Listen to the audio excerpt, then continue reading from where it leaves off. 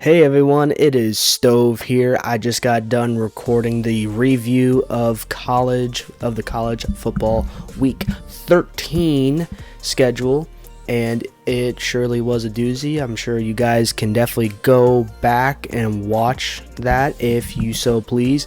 If you don't, I understand. You guys may be more of the NFL type, like the pro football. But I know a lot of you watch my videos just because of the college football stuff. So with that being said though, let's get right into it. And we are going to start off with the 49ers versus the Panthers. And unfortunately I wasn't able to watch it just because I was making sure I was doing a recording here, but I did see a lot of good plays happen with the highlights and all that. NFL Network does wonders being able to see certain plays happen. Some beautiful, good shots, and I'm sure I'll be able to look more in depth whenever the highlights actually come out. But 49ers, obviously, the preview of week 12 of the NFL, I did say that the 49ers were going to win just because they have a better offense, they have a better defense. In my opinion, we see the 49ers show up at home. This is going to happen. Panthers didn't really look too good whenever it came to the passing end of things, but I think both teams defensively were able to stop each other. So they were able to stop Christian McCaffrey from really going off. He had 89 rushing yards and one touchdown. Pretty solid for him. But they also held Brock Purdy under 200 passing yards and a passing touchdown. George Kittle even had some fun with 78 receiving yards and 6 catches.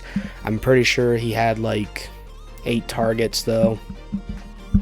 But yeah, so very solid, and for the 49ers being able to just keep that, like I said before in the college video, because there was a lot of different games that were basically like this, where even though they didn't play their absolute best football, they at least kept the gap of points far enough to where they'd just be able to run down the clock and let the Panthers make the mistakes. And as long as the 49ers kept with that consistency and let the Panthers feel like they had to do a lot of aggressive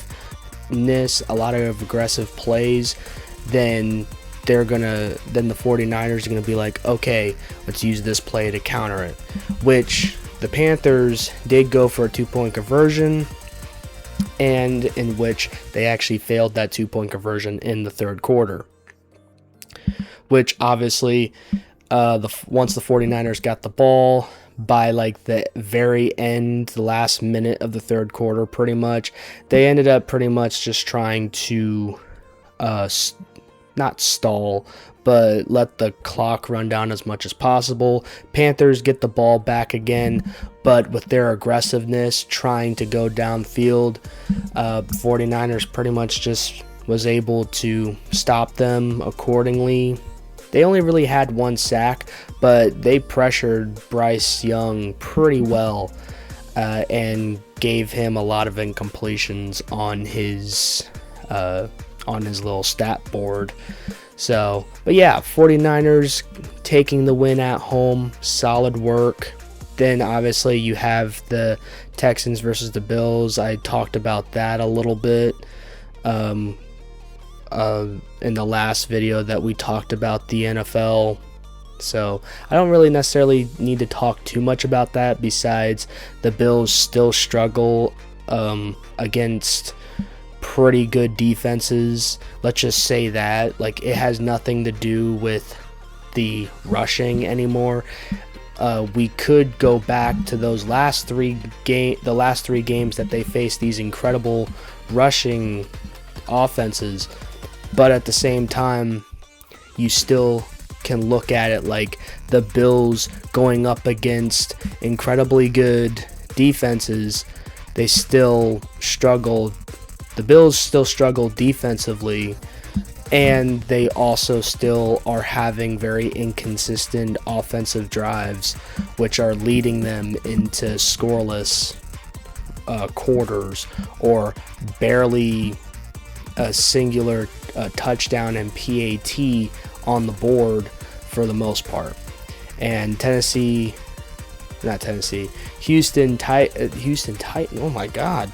Houston Texans were able to do what they need to do on defense, pressuring the crap out of Josh Allen, making him throw interceptions, causing him to make mistakes, and the offense was able to capitalize with running down as much clock as possible.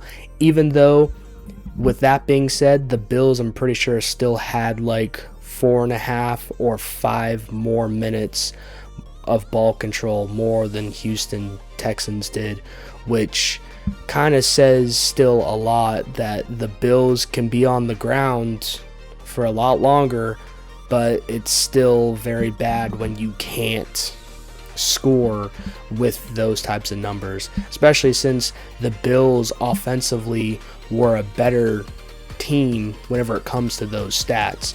However, though, again, Houston Texans defense saves them once again. But then we go into Sunday and we see the Patriots having a very good, I think, very solid back and forth game with the Bengals. Obviously, Patriots getting a lot of injuries. Unfortunate for them, they did get a lot of injuries during this game. So did Cincinnati a little bit. We actually did lose T. Higgins to a concussion.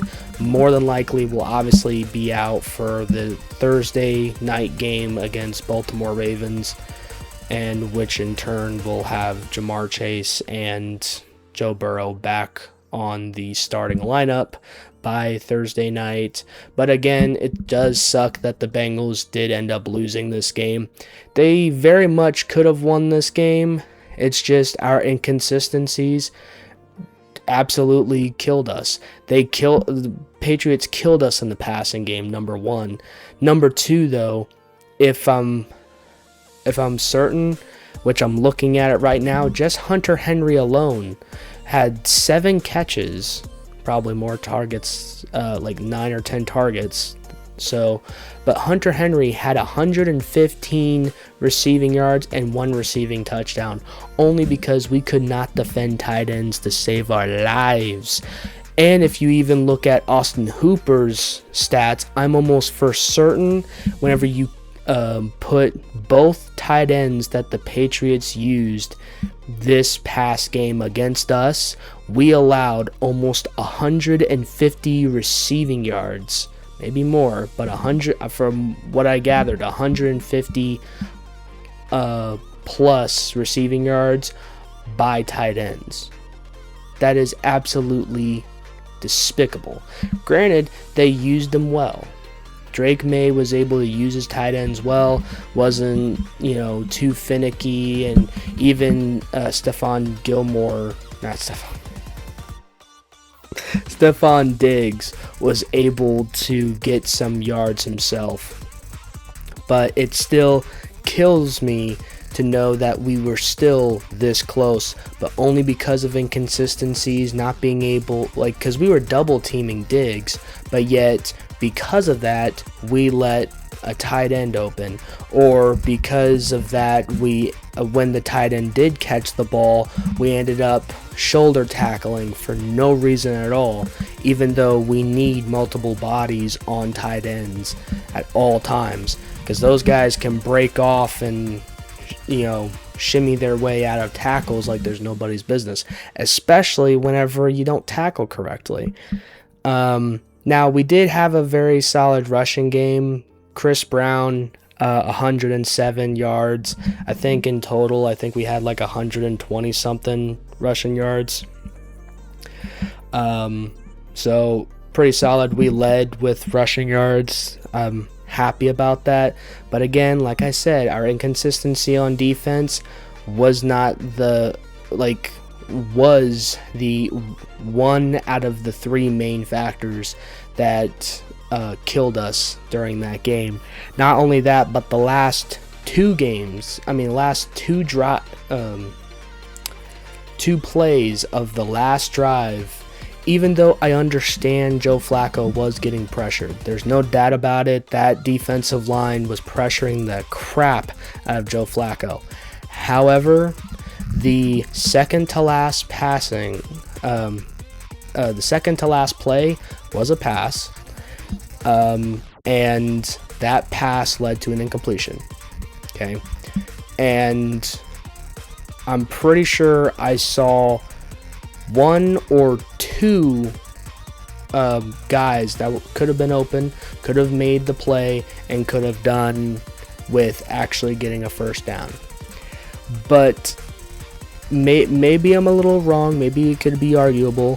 However, in the last play, even though it could still be argued that he was pressured even more that last play than he was the second to last play, Joe Flacco, he gets hit in the left side, so I'm sure if he had maybe a second and a half to react a little bit more, he would have looked and threw it to 82, because 82 was open.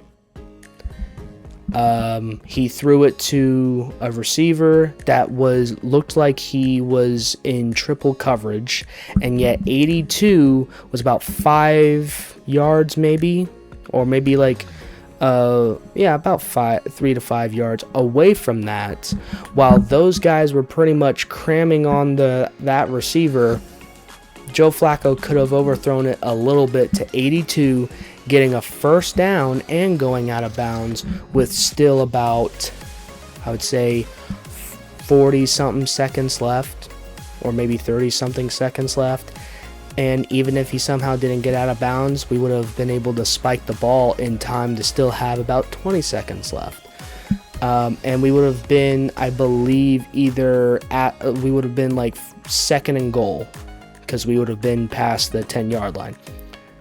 And that would have ended up in some other way, shape, or form, that would have ended up with us either not making the touchdown at all and getting destroyed by the Patriots defense, or we would have somehow gotten the touchdown and would have ended it with a PAT. But again, it was a hard-fought match. That first half, I think, was pretty solid, besides allowing the tight ends to absolutely obliterate us for 4 straight quarters. I was going to say 3 straight quarters, and then the fourth quarter we did a little bit of a better job, but I think we could have still done a lot better. Just passing defense should have done a lot better. Inconsistency on offense could have done a lot better. We were forcing things that weren't there. Whether Joe Burrow was there or not, I feel like we would have probably done the same stupid thing. But I guess whenever your blood is rushing and decisions need to be made as quick as a snap of a finger, I do very much understand that, when the time is ticking and the decision has to be made right then and there, it's difficult. Because as soon as you throw it, as a quarterback, you instantly know that ball is going to go there, not where I initially saw it. Or as soon as you threw it, you're like, that ball is going to go there, even though if I had another minute and a half, or another second and a half, or 2 seconds, I would have just thrown it right to 82, and we would have probably still been in the game. But again, enough with that. I'm just rambling as a regular average Bengals fan does. But anyway, speaking of the AFC North, close games, Bears and Steelers, pretty solid game, and I think, in my opinion, I think it was a better game than the Bengals and Patriots. And I even told a friend, I was actually texting my friend who's also a Bengals fan, I told him, well, at least we're gonna at least have the second best AFC North played game this today, and I was talking about Sunday, of course. And that's only because I believe that the Bears and the Steelers were going to have an even closer game, which they did by 3 points. They even scored more in total than the Patriots and Bengals. Now, granted, there are some flags out there. There are some things that happened that I think the Steelers should have never let happen. And there was some things that I just felt like the Steelers defense could have done a little bit better. But obviously with apparently you guys had Mason Rudolph, the Steelers fans, you guys witnessed Mason Rudolph playing again, which was pretty interesting if I'm not going to lie. And still almost won you the game. But Chicago being at home, it is what it is. You guys, Steelers played their heart out though. 6-5 though. Now tied with the Ravens, I believe, in record-wise. And Bears being 8-3, who I believe is number one in the AFC North right now, only just because the Packers are 7-3-1. Lions took out the Giants. Actually, an even closer game than I thought. Jameis Winston pulled out a lot of things. But you know who else pulled out a lot of things? Robinson. Wendell Robinson. I'm probably butchering his first name. But he did a lot of stuff. He was targeted, I believe, 11 and 12 times. Got 9 catches, 156 receiving yards, and a receiving touchdown. Jahmyr Gibbs actually having one of the highest, if not the highest, fantasy points this entire year, having 15 carries, 219 rushing yards, and 2 rushing touchdowns. Not only that, but the guy also had a receiving touchdown, and he had like over 50 receiving yards, I believe, with some catches here and there. So solid work from Jahmyr Gibbs, putting the team on his back and scoring 3 total touchdowns. I'm pretty sure that's 3 out of the 4 touchdowns that were scored by the Lions. So solid game by the Giants though. Unfortunately though, they are 2-10, and that does officially eliminate them from the playoffs, without question, of course. So pretty solid game by both teams though. Round of applause and pats on the back for both of them. Jameis Winston tried to save a franchise, tried to save a season, but just couldn't pull away from it. Still completely defeated as an away team, by the way. Packers, honestly, I thought the Vikings were going to do a lot better. In the first half, they were able to get their field goals. The only thing that they were really missing was their touchdowns. Packers, though, did that. They got 3 field goals, and even their running back, Elijah Wilson, had a pretty solid game, had Josh Jacobs-like numbers, and carried that team, scoring the only 2 touchdowns that the Packers ever had throughout that whole thing for their team there. But yeah, going 7-3-1. A lot of people said that JJ McCarthy still not impressing anyone, still not doing this. A lot of Minnesota fans acting all crazy and thinking that JJ McCarthy is still their quarterback, which I believe. I believe JJ McCarthy, leads the Vikings into the end of the season, more than likely not making the playoffs, but I do still believe JJ McCarthy still will get that chance next year to start as the Vikings quarterback. And I still think there's a lot more going on with the Vikings than just JJ McCarthy.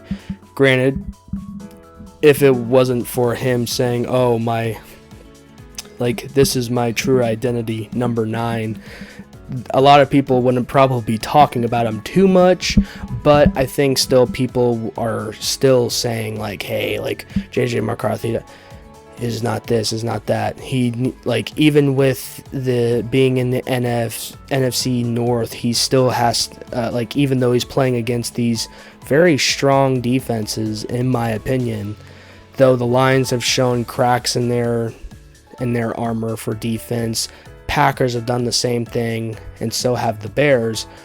But at the same time, it's probably one of the best divisions that JJ McCarthy is dealing with. And obviously, more than likely, he is the I wouldn't say less talented quarterback, but at the moment, he is the worst quarterback in the NFC North for sure whenever it comes to stats and being on paper. But yes, again, solid Packers win. I think some people need a layoff of JJ McCarthy, just like some people still need a layoff Mike McDaniel. But after a few games, it always seems to kind of calm down at some point. Seattle Seahawks played incredible. Jackson Smith-Njigba. Again, I'm destroying his second last name. Sorry about that. But this guy ended up breaking DK Metcalf's receiving record in a single season with over 1,360 something receiving yards, and he's now up to 7 receiving touchdowns. The guy has 7 more touchdowns to tie Sam Lambert, I believe, for the franchise.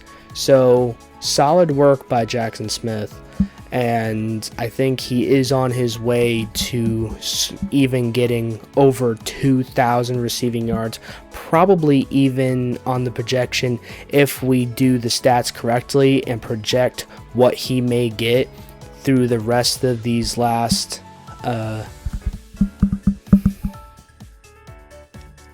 I believe these last six games, I think. These last 6 to 7 games. 6 games. I believe he will probably even get a little over 21,000 if we're projecting it correctly, if I'm projecting it correctly. And the way he's going, he is also averaging like almost a touchdown or 0.8 of a touchdown every single game. So putting that on there, if he gets a touchdown, at least one touchdown or more every single game, the guy either will be in second place of most touchdowns in a single season for the franchise, or he will end up tying, maybe even breaking that record. But you still need at least 8 receiving touchdowns to do that, and 7 just to tie. But still, solid work for the Seahawks. Tennessee Titans way to come back in that second half. I honestly thought the Tennessee Titans were just going to end up kind of falling flat, but still ended up fighting on. Cam Ward did a pretty solid job trying to fight on, getting a passing touchdown, and I believe a rushing touchdown as well, if I'm not mistaken. But still puts Tennessee Titans still completely defeated at home, still have yet to win a home game, which sucks, and I'm sure there's barely any fans watching that at the stadium anymore. Colts and Chiefs. Like I said before, and you guys could even check it out yourselves, I did say to always look out for the Chiefs when they're playing at home, regardless if it's the Colts, New England Patriots, Baltimore Ravens, whoever. I always will go with the Chiefs because you never know what's going to happen. Kareem Hunt, wow, 30 carries, 104 rushing yards, and a rushing touchdown. Had a solid game there. Rashid Rice pulling in most of his stats from that second half, including that extra overtime span there. 8 catches, 141 receiving yards, had some pretty good 20-plus yarders there. Patrick Mahomes, even though he threw an interception, he was still able to keep himself focused and determined to try to win this game. And that's exactly what they did. Even though they only scored 9 points in 3 quarters, their defense was able to stop the Colts from finally scoring any points in that fourth quarter, and then was able to score a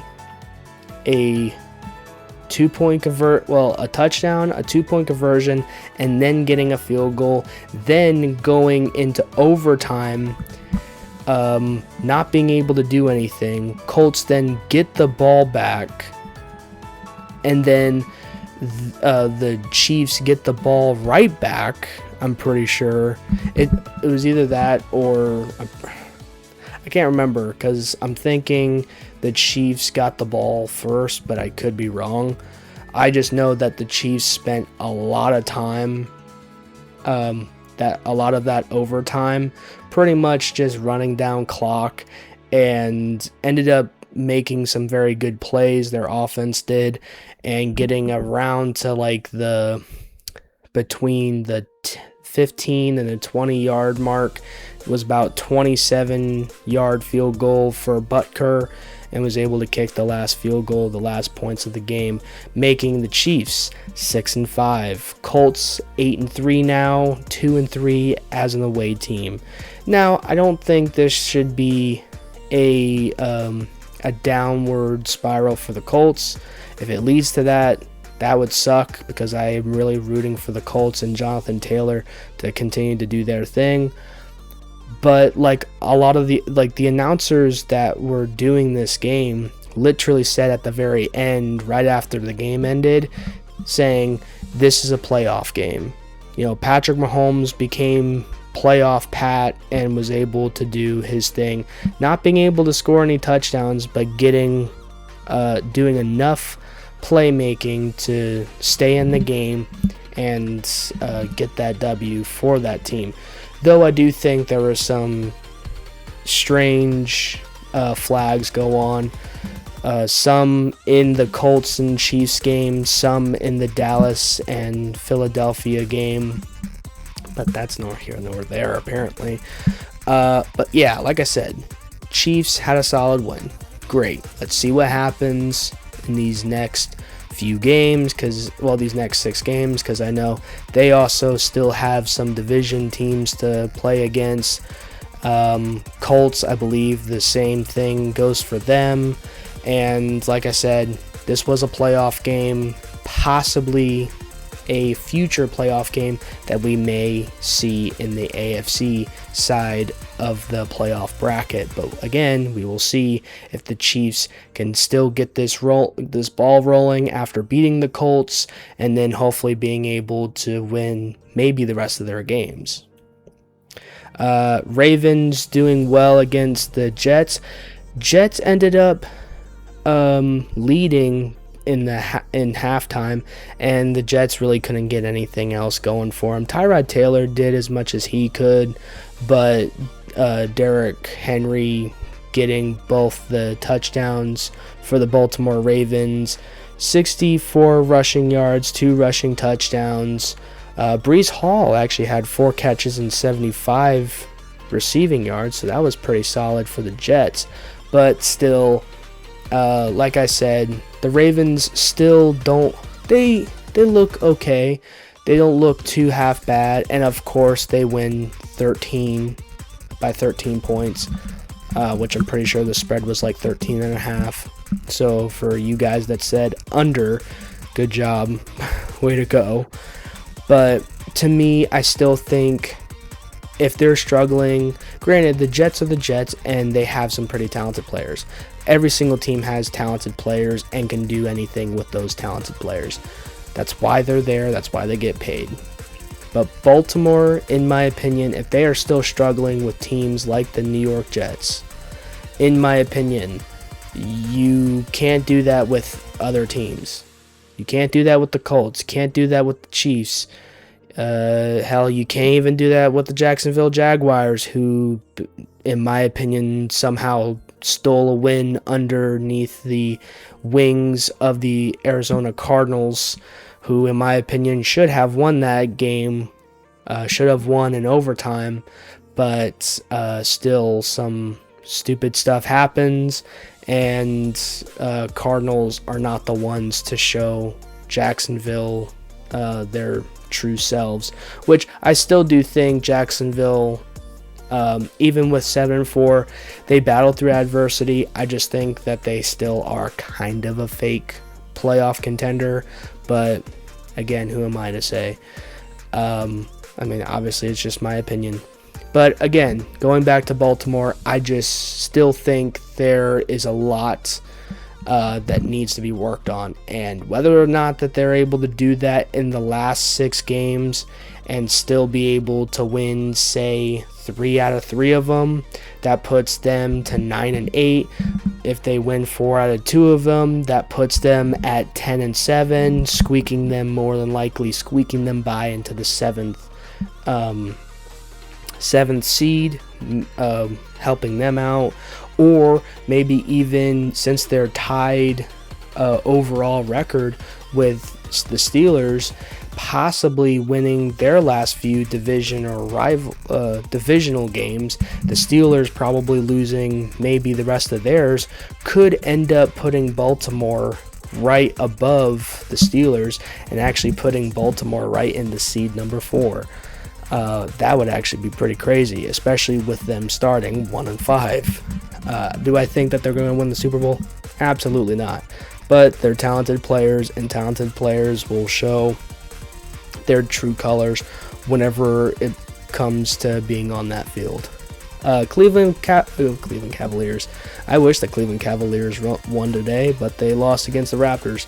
But Cleveland Browns ended up surviving against the Las Vegas Raiders in Las Vegas.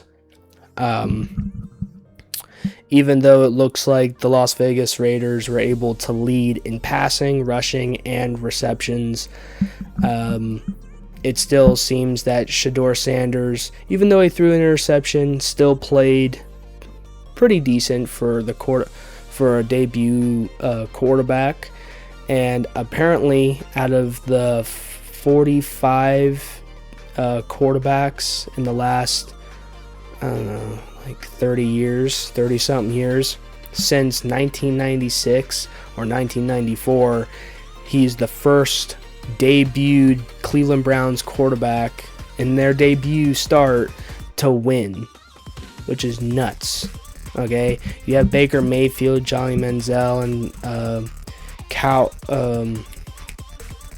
forget his first name, but you have some of these somewhat popular, if not old team supported quarterbacks that have done some good things but also done some bad things. Mainly Baker Mayfield doing a lot of good compared to the rest of the quarterbacks that have been named over the years. But Shedeur Sanders still coming out, doing his thing, but also that defense keeping the Las Vegas Raiders from scoring any more points. Myles Garrett showing that he is the best pass rusher in the game right now, leading the league by either having 17 or 18 sacks right now, and obviously is going for that sack record and has 6 more games to do it, so would not be surprised if he does end up breaking it this year. Jacksonville, like I said, ended up beating the Cardinals in overtime. Cardinals did a lot. The only thing they couldn't do was score in that third quarter, and they allowed some things to happen that I thought that they wouldn't have. I mean, there's some solid things I saw on the Cardinals defense. Hell, even Trevor Lawrence threw 2 interceptions, and Jacksonville still stayed in it. They still persevered, and they got the win. And now they're 7-4, so solid work by them. And they're, I believe, right behind. They're one game away from the Colts now, and Houston is also 2 games away from the Colts, 1 game behind Jacksonville Jaguars. So, interesting lookout for the AFC South there. Eagles versus Cowboys. I just had a funny feeling. Like I said before,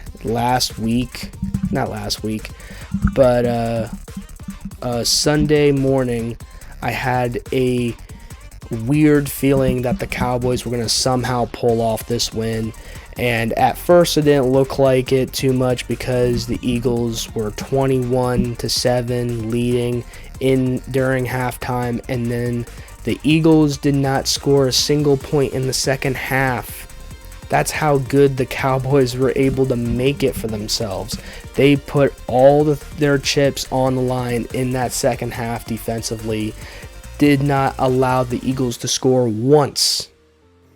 And it was an incredible lookout to see the Cowboys scoring in the third quarter, getting a little bit closer. Now it was 21-14. Then you had the Cowboys score another time, and then the Eagles couldn't even score their last drive.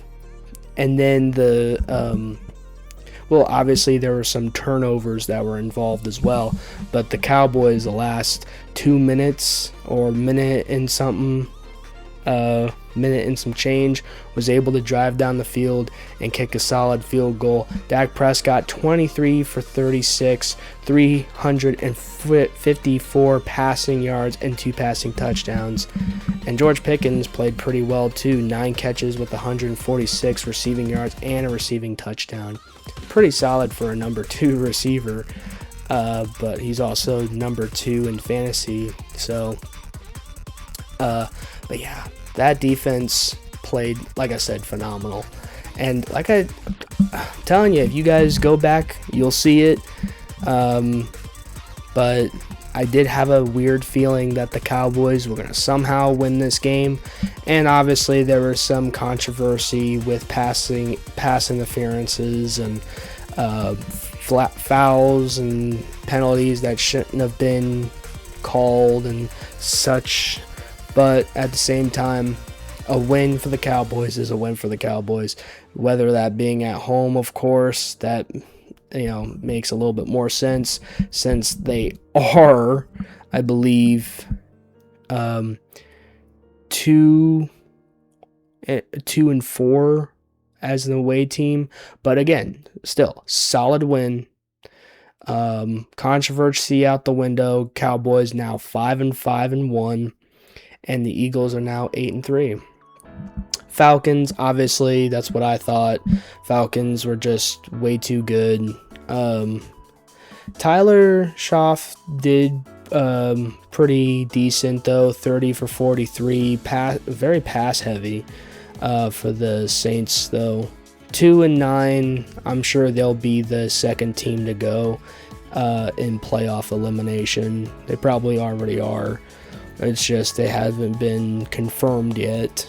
But yeah, like I said, Atlanta Falcons just had a way better defense, had a more explosive offense, and they pretty much showed that they are the third best team in their division, pretty much.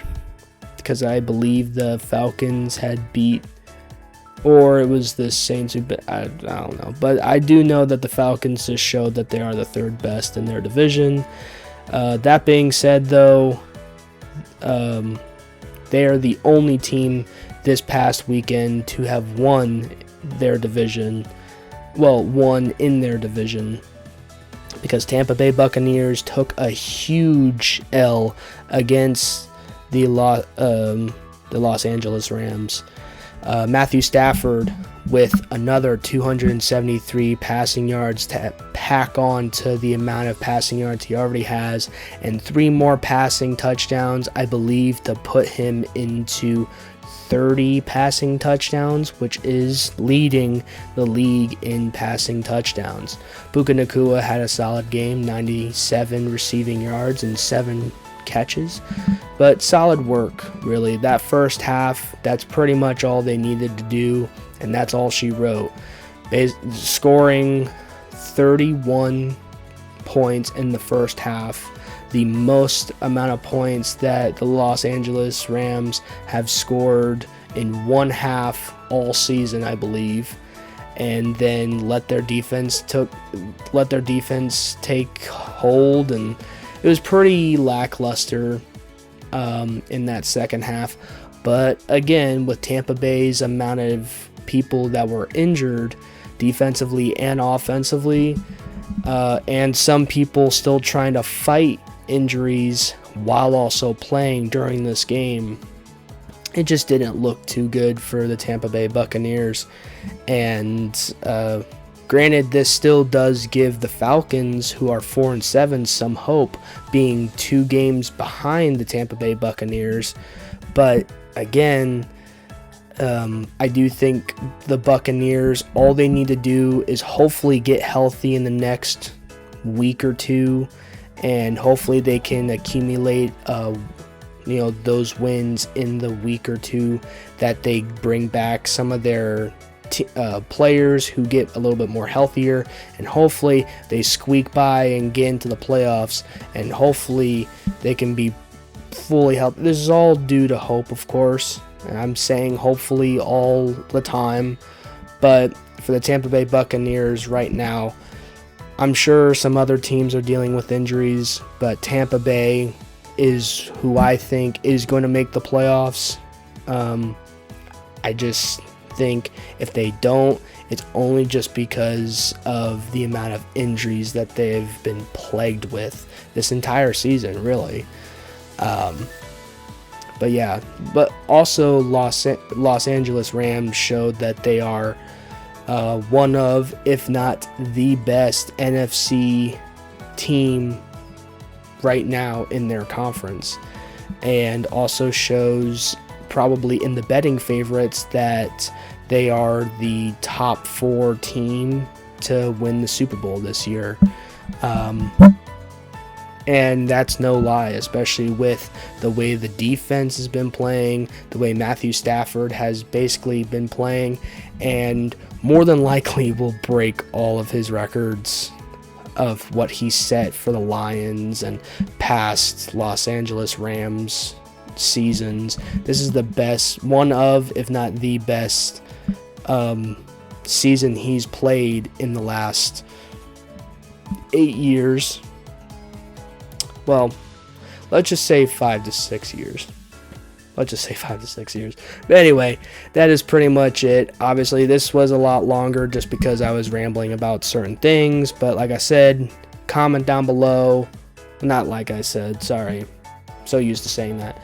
But comment down below. Let me know what you think of my narratives and what you think of my notice of certain games and of certain matchups, and let me know what you think I missed throughout all these games, and who do you think is actually going to be in the playoffs before these last 6 games end, which is unfortunate that we are down to the last 6 games for